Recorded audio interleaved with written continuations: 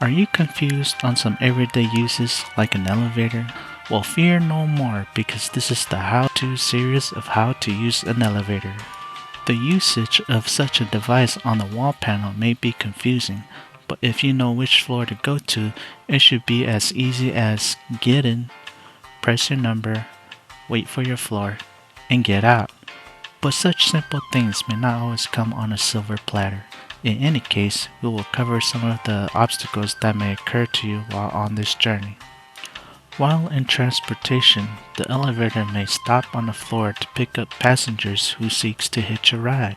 Make sure to move towards the back or side to create room for the passenger.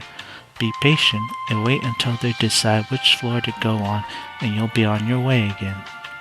Should the control panel on the wall is unreachable due to crowd, simply walk in and tell the person closest to the panel to press their floor number for you. Everybody in the elevator is on the ride together, so teamwork is necessary. Stragglers who runs towards a closing door might shout, "Hey, hold that door!" In this case, raise an arm or step in between the closing doors so the doors open again, thus letting in the late passengers. He or she may thank you and you'll be on your way again. Should you be the one who is running late to a closing elevator door, instead, let the door close and wait for the next elevator to get in. To request someone to open the door may be too erratic and irritating that the annoyance is not worth it. This takes us to the cardinal rules of what you should not do in the elevator. This rule everybody knows but yet does it anyways has left many in anguish if not traumatized, and that is, do not press all the buttons. This annoyance will lead to unnecessary stops and makes a longer trip for everyone involved. Another important rule to remember is to give people their personal space. Bunched up together pilfers the freedom and dignity of mobility.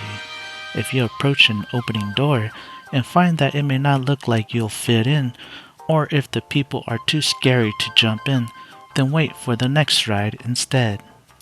Another general rule to follow is to not talk while riding in the elevator, unless it's only the two of you.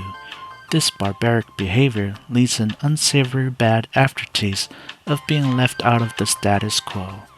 Many have already experienced this, mainly college students, but it is best to keep it quiet until you stepped out of the elevator.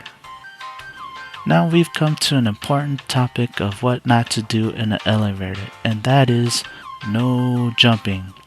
Jumping may cause injury and most importantly, cause the elevator to initiate its emergency brake, which will lock the elevator from moving, thus potentially trapping you inside. The next things are basic common knowledge of what you should not do are dancing,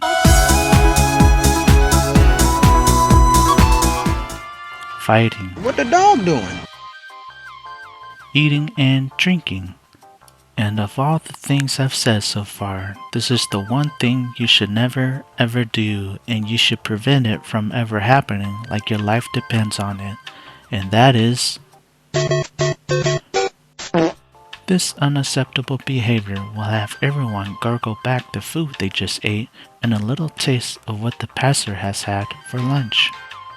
Such atrocity will leave people running away seeking for breathable air.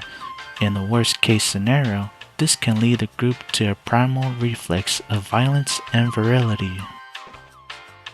It was him. Let's get him, Philly.